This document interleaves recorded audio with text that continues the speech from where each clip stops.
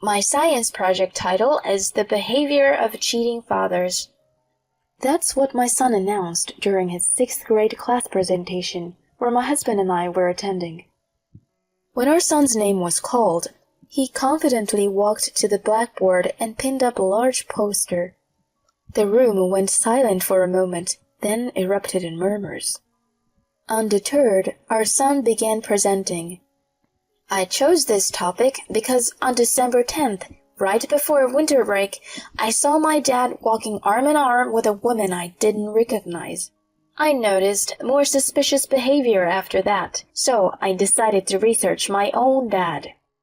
From the back of the room, I stared at the poster, filled with numerous photos and detailed research findings.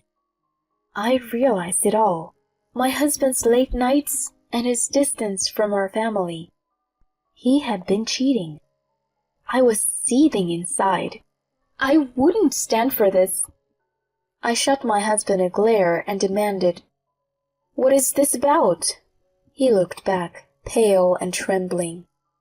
Stay with me to see how this story unfolds.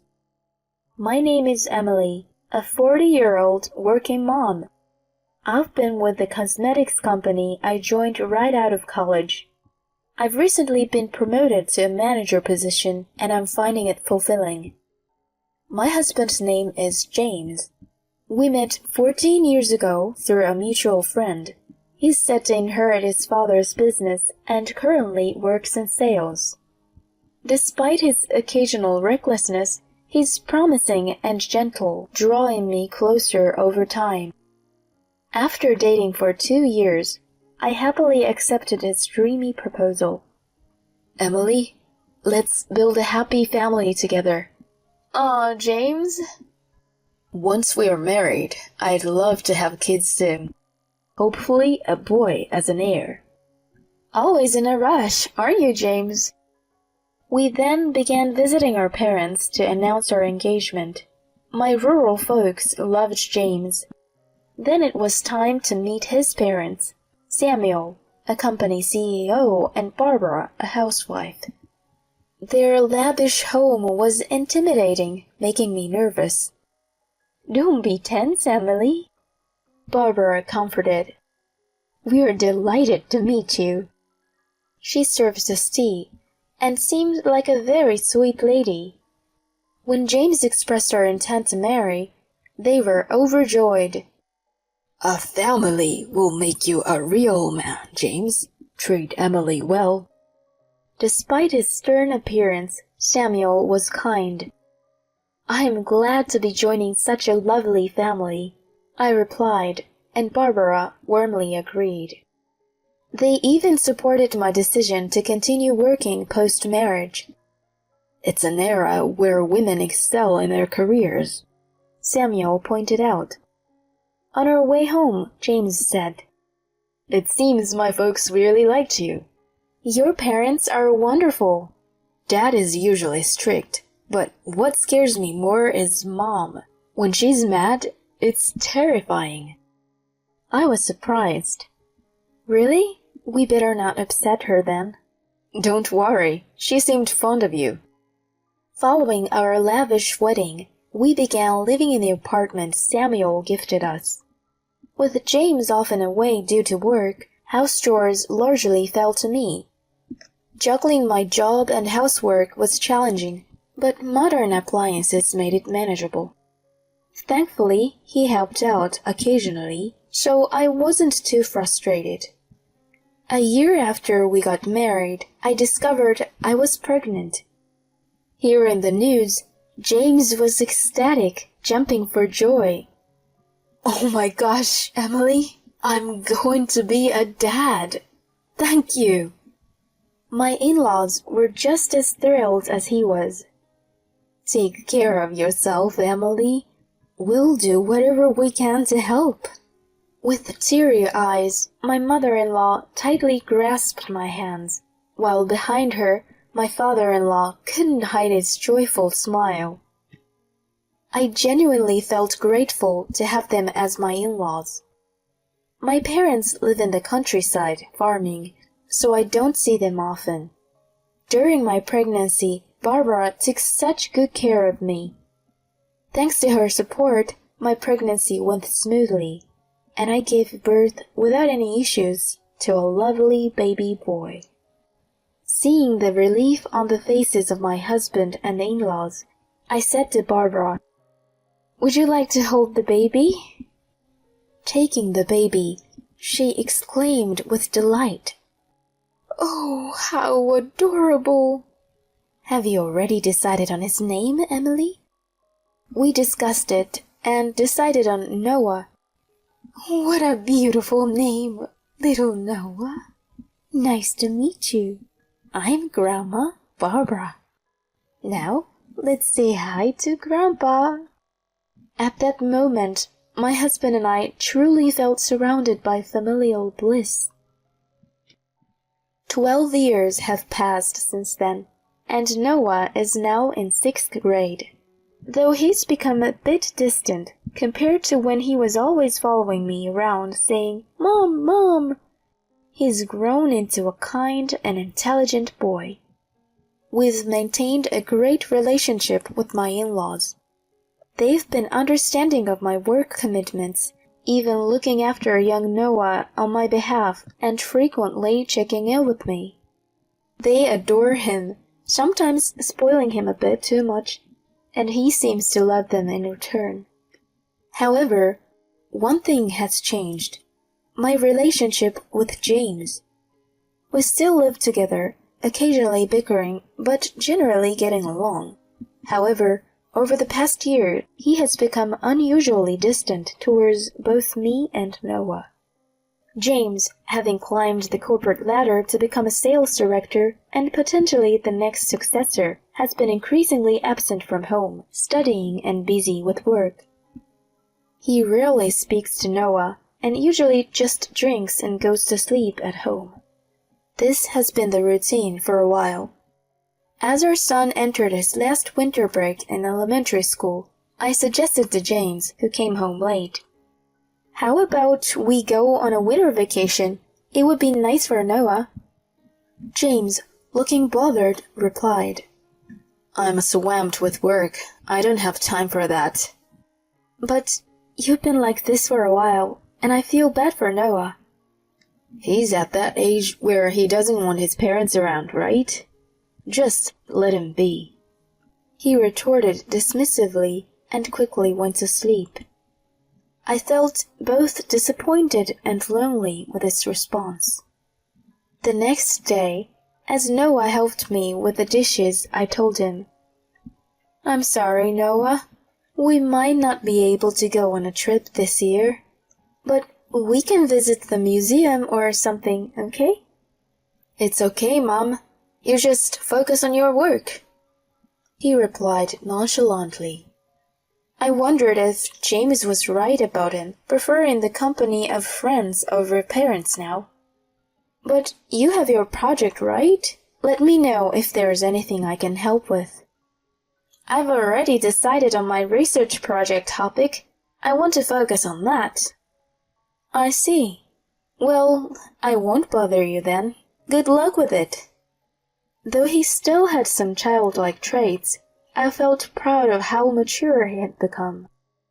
Throughout the winter break, James was busy with work, and I was tied up too, so Noah spent more time at his grandparents'. He seemed engrossed in his assignments and research, staying in his room most of the day. However, we made sure to share dinner together every evening and chat. I believe our mother-son relationship remained strong. Occasionally, I noticed him looking at me as if he wanted to say something, but I decided to wait until he was ready to talk. And just like that, winter break came to an end, and after a little while, the last open class session of elementary school approached. I decided to ask my father-in-law to have James take the day off from work so he could join me for the class visitation. James seemed hesitant and a bit annoyed, but upon my urging, he entered the classroom. The main event for the open class was for each student to present the independent research they had conducted during the break. One by one, the kids presented their findings, like observation of plants or their own handmade crafts. As I watched them with a smile and clapped, a thought struck me. Noah had seemed really engrossed in his independent research, but what was he going to present? He confidently stood in front of the chalkboard and pinned a large poster to it. The title of my research is The Behavior of a Cheating Father. The classroom went silent for a moment, and then suddenly everyone began whispering. Regardless, Noah calmly read out the contents of his poster. First, I'll explain why I chose this topic. On December 10th, just before winter break, I saw my dad walking arm in arm with a woman I didn't recognize. I noticed other suspicious behaviors, so I decided to research my own father. From the back of the classroom, I stared at the poster. It was filled with various photographs and densely written research findings. It all made sense to me then. The reason why my husband has been coming home late and had been so distant was because he had been cheating on me. I was seething. This is unforgivable. I immediately turned to my husband and demanded, "What's this about?" He looked pale and trembling. The teacher quickly interrupted Noah's presentation, and even though he pleaded to continue, the teacher told him he couldn't. From the back, I called out to my son, "Let's go home, Noah. I promise I'll listen to your entire presentation." "Mom." With that, we left the classroom under the curious gazes of others. In the parking lot, I sharply told James, who was turning pale and trying to get into the car, "You can walk home." I drove straight to my in-laws' house with my son. "What happened, Emily? Why isn't Noah in school?" Barbara exclaimed, while her husband looked on with a puzzled look. To them I said, "Please, take a look at Noah's research." I had him spread out his poster on the table. I hadn't been able to see it from the back of the classroom, but the contents were incredibly detailed. It included sections like, "Observing my Father's Day," with notes like, "Leaves for work at 8:30 a.m., leaves office around 10 a.m. with a new female co-worker. They head to a cafe and flirt, return to the office after lunch, leave again at 1:30 p.m. and go to a hotel, then dinner at a restaurant." There were photos he took himself, even one of his father coming out of the hotel. My in-laws were stunned. "Oh my goodness." We should confirm this with James.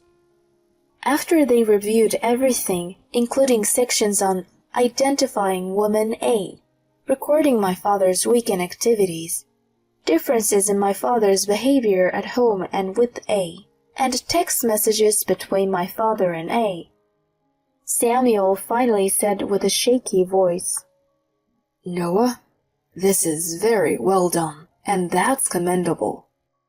"Thank you, Grandpa." "But, Noah, why didn't you tell your mother about this?"